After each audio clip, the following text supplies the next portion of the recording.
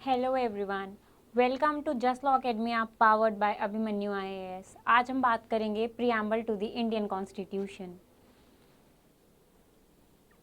So this is the preamble to the constitution of India. ये देखने में कुछ इतना खूबसूरत लगता है। वी विल डिस्कस कि जो इसमें हमने वर्ड्स को लिखा है उनकी क्या स्पिरिट है, या हमने इन वर्ड्स को अपने प्रियम्बल में क्यों लिखा है। फॉर दैट मैटर प्रियम्बल होती क्या चीज़ है, हम एक एक वर्ड को धीरे धीरे डिकोड करने की कोशिश करेंगे और मोर सिंप्लीफाई करने की कोशिश करेंगे।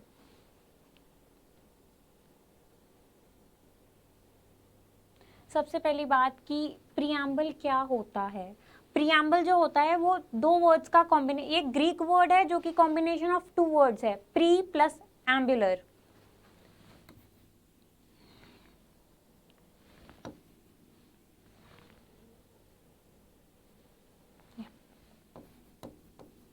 प्री प्लस एम्बुलर,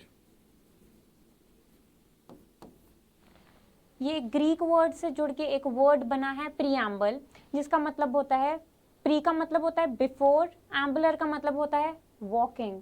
प्रियम्बल हमारे कॉन्स्टिट्यूशन में सबसे पहले डालने का जो रीज़न है, हम ये बताना चाहते हैं कि इस कॉन्स्टिट्यूशन के थ्रू हमने अपनी क्या डेस्टिनेशन डिसाइड की है। It decides the destination of the state. इस प्रियम्बल के थ्रू हम कहाँ जाने की कोशिश कर रहे हैं, हमारे फोर फादर्स ने इंडिया को कैसे इन्विजन किया है, हम किस रास्ते पे चल के उन गोल्स और ऑब्जेक्टिव्स को अचीव करना चाहते हैं। That is the preamble. I hope it is clear. Pre means before, ampullar means walking.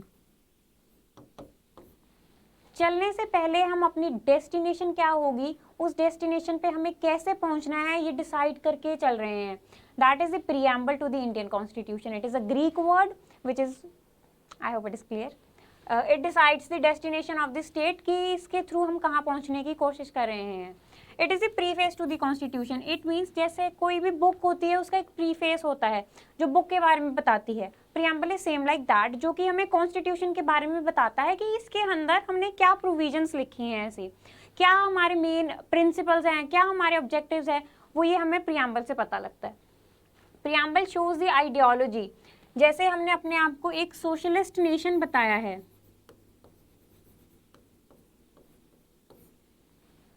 वैसे ही हम अपने बहुत सारी कंट्रीज रिफ्रेन करती हैं अपने आप को, अपनी आइडियोलॉजी को शो करने में, या अपने प्रियम्बल में ये मेंशन करने में कि हमारी क्या आइडियोलॉजी है। इंडिया ने एक्सप्लिसिटली हमें मेंशन किया है कि हम एक सोशलिस्ट नेशन है, हम अपनी आइडियोलॉजी बता रहे हैं इससे।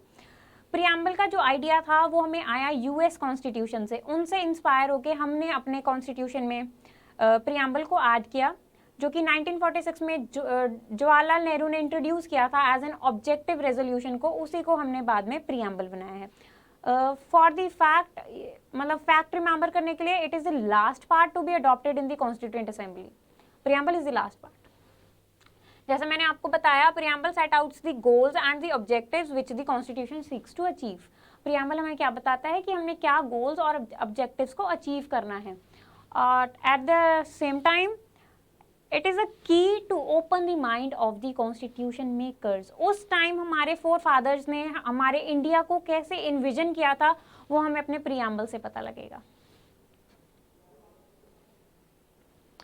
जो हमने यहाँ पे की वर्ड्स देखे थे अपने प्रियम्बल में, कि जो ये वर्ड है we the people of India having solemnly resolve to constitute India, हम इन वर्ड्स को अब धीरे धीरे समझने की कोशिश करेंगे। जो इसका ओपनिंग वर्ड है we the people of India, ये हमने यूएसए से डिराइव किया था।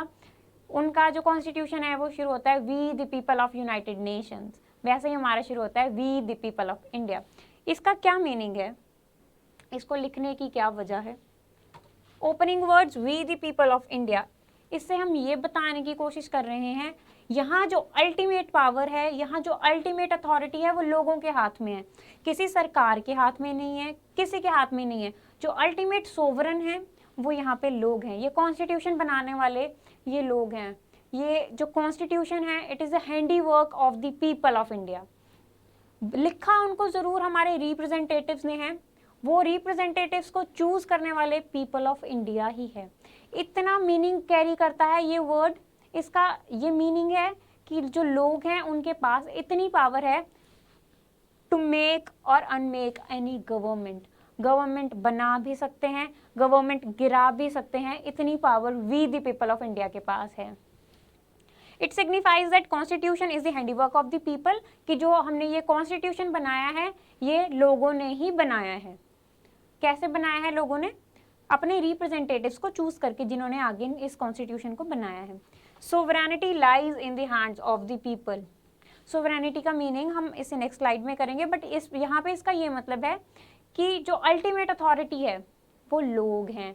कोई सरकार यहाँ अल्टीमेट अथॉरिटी नहीं है, जो रूल कर रहा है वो अल्टीमेट अथॉरिटी नहीं है। जो अल्टीमेट पावर लाइक करती है वो लोगों के हाथ में करती है। और इस चीज़ को हम कैसे इंश्योर कर रहे हैं? इलेक्शंस करा के। लोगों के पास गवर्नमेंट को मेक और अनमेक करने की पावर कहाँ से आती है? राइट टू वोट से। ये एक जस्ट छोटा सा वर्ड नहीं है राइट टू वोट, ये बहुत बड़ी टर्म है अपने आप में। और on the basis of universal adult franchise और सफरेज एनीथिंग, कि लोगों के पास इतनी पावर है और ये कॉन्स्टिट्यूशन बनाने वाले और इस कॉन्स्टिट्यूशन को चलाने वाले यहाँ के लोग ही होंगे। I hope the meaning of the word we the people of India is clear to you, or the significance it carries, the ultimate authority we the people of India। और जो प्रियम्बल है इट इज, ये किसी को भी power नहीं देता और ना ही किसी की पावर को लिमिट करने की कोशिश करता है। It is just like a light house. जैसे एक लाइट हाउस हमें नहीं, शिप्स को रास्ता दिखाती है जब भी अंधेरा होता है, जो प्रियम्बल है वो भी सेम चीज़ है। वो एक लाइट हाउस की तरह काम करता है, वो एक रास्ता दिखाने की कोशिश करता है जो बाकी मेन प्रोविजंस हैं उनके लिए, जो main provisions of the constitution है। जो पावर्स हैं वो मेन प्रोविजंस में है, जो लिमिटेशंस इंपोज की गई हैं वो मेन प्रोविजन से ही लगेंगी। ये किसी को पावर ना देता है, प्रियम्बल ना किसी से कोई पावर लेने की कोशिश करता है। The next word to decode is a sovereign state. Sovereign state का मतलब होता है जो अल्टीमेट पावर है, जो सुप्रीम पावर है, एब्सोल्यूट पावर, ऐसी पावर जिसको कोई चैलेंज नहीं कर सकता, जिसकी कोई आंसरेबिलिटी नहीं बनती। जब हम आज़ाद नहीं थे, बिफोर इंडिपेंडेंस, हमारे पास सोवरेनिटी ही तो नहीं थी, हमारी आंसरेबिलिटी बनती थी ब्रिटिश गवर्नमेंट को। But after independence India is a sovereign state. हम अपने internal as well as internal decisions, internal and external decisions लेने में कि हमारी कोई आंसरेबिलिटी नहीं रहेगी। हम किसी को ये नहीं बोलेंगे कि हमने ये डिसीजन लिया तो हमने ये डिसीजन क्यों लिया है। We are free to take our decisions. India is not subject to answerability to any authority. India does not owe any allegiance to any nation. हम किसी को कोई भी आंसर देने के लिए हमारी कोई रिस्पॉन्सिबिलिटी नहीं है। We are not bound, we are free nation. India is free to conduct its own affairs. I hope the word socialist, sovereign state is clear to you. Sovereign means a supreme power.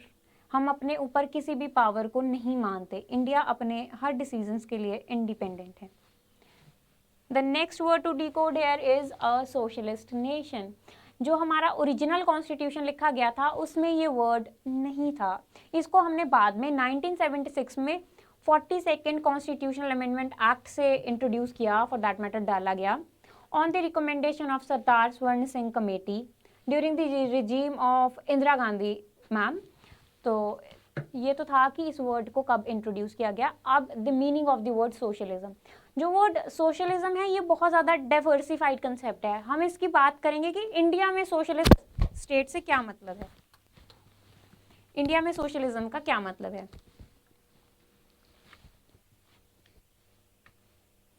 India में जो concept चलता है वो चलता है modern socialism का, which is a reformative socialism, जिससे हमारे कहने का ये मतलब है कि इंडिया एक सोशलिस्ट स्टेट होगा। एट द सेम टाइम हम ये नहीं बोल रहे हैं कि हमारी कंट्री में बिल्कुल ही पब्लिक अफेयर्स में मतलब सिर्फ गवर्नमेंट काम करेगी, प्राइवेट का कहीं पे रोल नहीं होगा। ऑल द मीन्स ऑफ जो टिपिकल या जो क्लासिकल सोशलिज्म होता है, जो मार्क्स की थ्योरी कहती है, वो कहती है कि all wealth and means of production वो गवर्नमेंट के हाथ में रहेगी। इंडिया में ऐसा नहीं है, गवर्नमेंट भी होगी, पब्लिक प्लस प्राइवेट पार्टनरशिप पे काम करेंगे। मतलब कि जो हमारी इकोनॉमी है it is a mixed economy. ऐसा नहीं है कि बिल्कुल हमारी जो गवर्नमेंट है वो सोशलिस्ट की तरह काम करेगी या कैपिटलिस्ट की तरह काम करेगी, हमारी जो स्टेट है वो मिक्स्ड इकोनॉमी पे काम करेगी। India a democratic socialism means a mixed economy. China is a socialist nation, Cuba is a socialist nation. वहाँ पे जो भी अफेयर्स हैं आपको गवर्नमेंट से, आप कुछ भी गवर्नमेंट से बिना पूछे नहीं कर सकते। तो इंडिया में ऐसा कुछ नहीं है, वो क्लासिकल वाली सोशलिज्म कंसेप्ट इंडिया में नहीं है।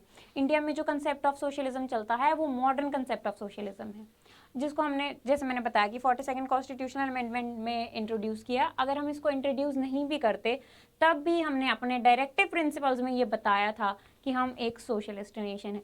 बस प्रियम्बल में लिख के हमने और इसको सिग्निफाई कर दिया कि हम एक सोशलिस्ट नेशन है। I hope socialism is also clear to you. The next word is a secular state.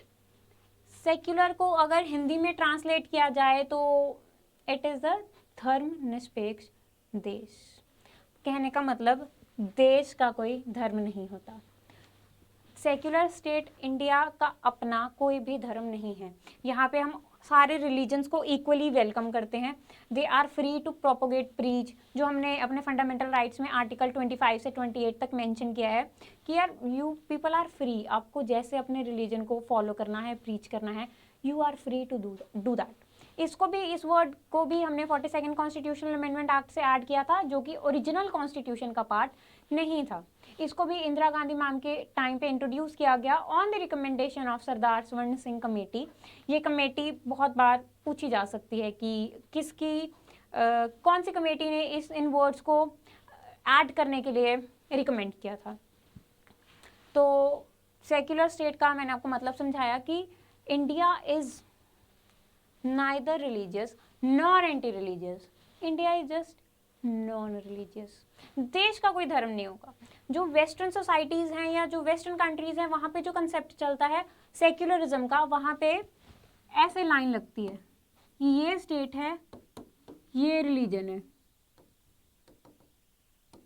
State religion में कभी भी इंटरफेयर नहीं करेगी। जो इंडिया में कंसेप्ट चलता है सेक्युलरिज्म का, इंडिया में वो है पॉजिटिव सेक्युलरिज्म। जो स्टेट है वो रिलीजन में इंटरफेयर कर सकती है अगर किसी के फंडामेंटल राइट्स वायलेट हो रहे हो तो, अदरवाइज नहीं करेगी। किसी के राइट्स को बचाने के लिए ही इंटरफेरेंस हो सकती है, अदरवाइज नहीं हो सकती।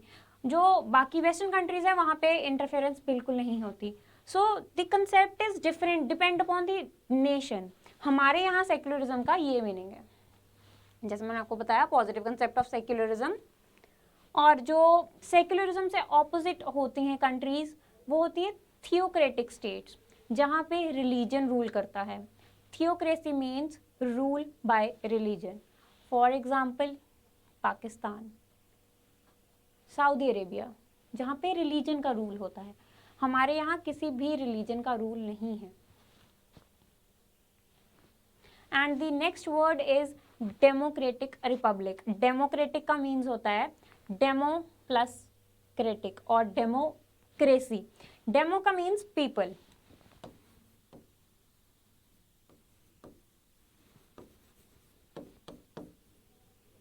Cracy means rule. It means India is the world's largest democracy, जहाँ पे रूल बाय द पीपल। लोग खुद को खुद रूल करते हैं थ्रू देयर रिप्रेजेंटेटिव्स, बट उनको रूल कराने के लिए लोग चूज तो उनको खुद करते हैं। वो कैसे चूज करते हैं? इलेक्शन से। और ये इलेक्शंस को इंश्योर करना किसकी ड्यूटी होती है? इलेक्शन कमीशन ऑफ इंडिया की। It is a constitutional body. इनका ये काम होता है कि ये देखेंगे कि फ्री एंड फेयर मैनर में क्या इलेक्शंस हो रहे हैं, और उनको रेगुलर इंटरवल पे इलेक्शंस कराना इनकी रिस्पॉन्सिबिलिटी बनती है। इसके थ्रू हम इंश्योर करते हैं कि जो ये है कि इंडिया की लार्जेस्ट डेमोक्रेसी है, इंडिया पूरे वर्ल्ड की लार्जेस्ट डेमोक्रेसी है, ये चीज़ बनी रहे। जो रूल ऑफ द पीपल है ये कंटिन्यू रहे। ये मैंने बताया it is a Greek word, combination of two words. और डेमोक्रेसी टू टाइप्स की होती है, या डायरेक्ट या इनडायरेक्ट। जो डायरेक्ट डेमोक्रेसी है, अगर हमने उसकी एग्जांपल देखनी है तो we can see that in panchayati raj institutions और म्यूनिसिपैलिटीज, म्यूनिसिपल इलेक्शंस। सो उसमें जैसे हम डायरेक्टली अपने रिप्रेजेंटेटिव्स को चूज कर सकते हैं। जैसे जो इनडायरेक्ट की अगर आपको एग्जांपल मतलब फॉर अंडरस्टैंडिंग पर्पस, जो प्राइम मिनिस्टर्स के इलेक्शंस है उसमें लोग डायरेक्टली वोट नहीं करते, वो अपने रिप्रेजेंटेटिव्स को चूज करते हैं जो आगे प्राइम मिनिस्टर के इलेक्शंस को वो वोट करते हैं हमारे बिहाफ पे। बट जो पंचायती राज और म्यूनिसिपैलिटीज के इलेक्शंस होते हैं उनमें हम डायरेक्टली जाके अपने रिप्रेजेंटेटिव्स को चूज करते हैं। So it is the best example of direct democracy, panchayat, municipalities, indirect elections for understanding purpose, prime ministers election. जो वर्ड है नेक्स्ट, रिपब्लिक। रिपब्लिक का मतलब होता है जो हेड ऑफ द स्टेट है वो elected head of the state है। हेड ऑफ द स्टेट कौन होता है? President of India. जो प्रेसिडेंट ऑफ इंडिया है वो elected head of the state है, वो कोई मोनार्कियल नहीं है, वो कोई हेरिडिटरी में नहीं आ रहा। जैसे यूके में इट इज या इन यूके वो जो है वो हेरिडिटरी में चलते आ रहे हैं। इंडिया में जो प्रेसिडेंट है वो हर 5 साल बाद दोबारा इलेक्ट होंगे, तो वो जाके हेड ऑफ द स्टेट बनेंगे। सोवरेनिटी को हमने सबसे ज़्यादा सुप्रीम रखने की पूरी कोशिश की है। Head of the state is elected for a fixed term of 5 years and not a monarchial state. जो रिपब्लिक होता है उसका ऑपोजिट होता है मोनार्कियल। तो हमारी जो कंट्री है वो एक रिपब्लिक कंट्री है, जहाँ पे जो एक हेड ऑफ द स्टेट है वो भी एक इलेक्टेड हेड ही होगा, वो भी मोनार्कियल नहीं होगा।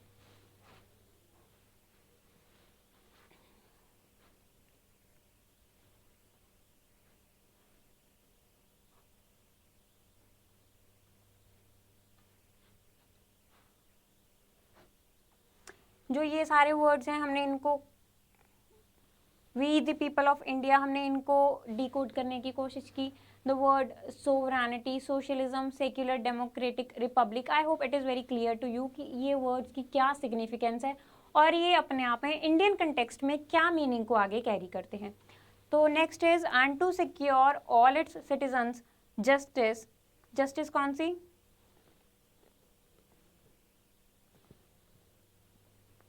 Justice, social, economic and political. अब इन जो ऑब्जेक्टिव्स जो हमारे रह गए हैं हम इनको समझने की कोशिश करते हैं।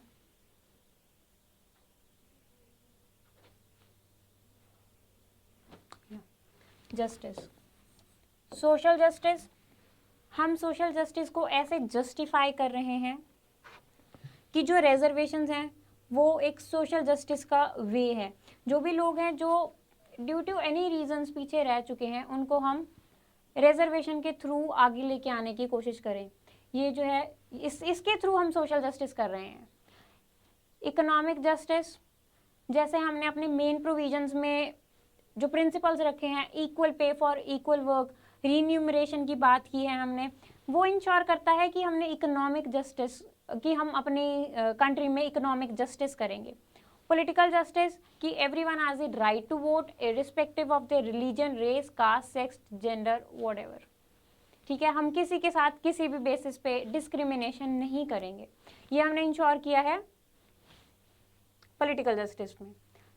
एक कंट्री सिर्फ पॉलिटिकल जस्टिस से सिर्फ राइट टू वोट दे देना ही जस्टिस नहीं होती, उनको सोशल जस्टिस प्रोवाइड कराना ताकि वो अपने आप को अपलिफ्ट कर सकें, उनके साथ सोसाइटी में वो अपने आप को ऊपर उठा सके, that is the justice. Economic justice, उनको जिस हिसाब से वो काम कर रहे हैं उस हिसाब से उनको पे मिल सके, that is economic justice. The next word is liberty. Liberty का मतलब होता है फ्रीडम। ऐसी फ्रीडम, हमारे कुछ ऐसे राइट्स जिसमें कभी भी स्टेट की इंटरफेरेंस नहीं होगी। Without the interference of the state हमारे पास जो लिबर्टी रहेगी of thoughts, expressions, belief, faith and worship, we all are at liberty.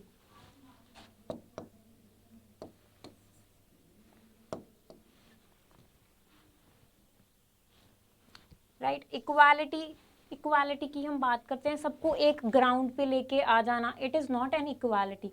उनको अपॉर्चुनिटी मिलनी चाहिए, जो लोग ड्यू टू एनी रीज़न वो अपने आप को आगे नहीं लेके आ पाए, हमारी ये रिस्पॉन्सिबिलिटी बनती है कि हम उनको ऐसी अपॉर्चुनिटी दें ताकि वो खुद को आगे लेके आ सकें।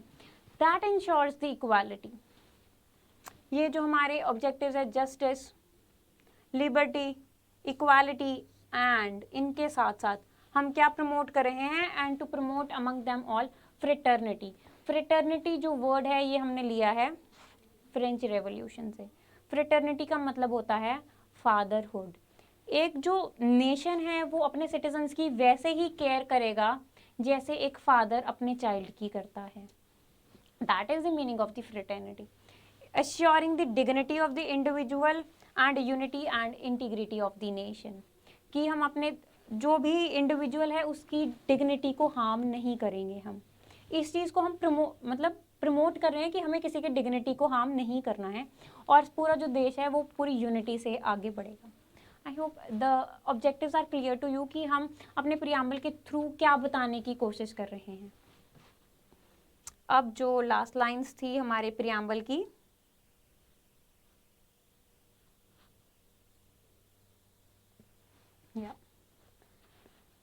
इन आर कॉन्स्टिट्यूएंट असेंबली, किस दिन की बात हो रही है कि हम अपनी कॉन्स्टिट्यूएंट असेंबली में बैठ के 26th डे ऑफ नवंबर 1949, इस दिन 26 नवंबर वाले दिन 1949 हम अपनी कॉन्स्टिट्यूएंट असेंबली में on the behalf of we the people of India, हम अपने आप ये कॉन्स्टिट्यूशन को हम अडॉप्ट करते हैं। इस कॉन्स्टिट्यूशन को हम अडॉप्ट करेंगे और ये इनैक्ट करेंगे और अपने आप को खुद ये कॉन्स्टिट्यूशन देंगे and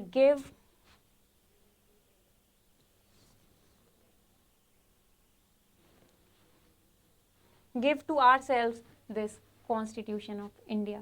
I hope you are able to see the beauty of the preamble to the Indian Constitution. I hope there is a clarity to every meaning of the word, and I wish you all the very best. Have a good day. Thank you very much.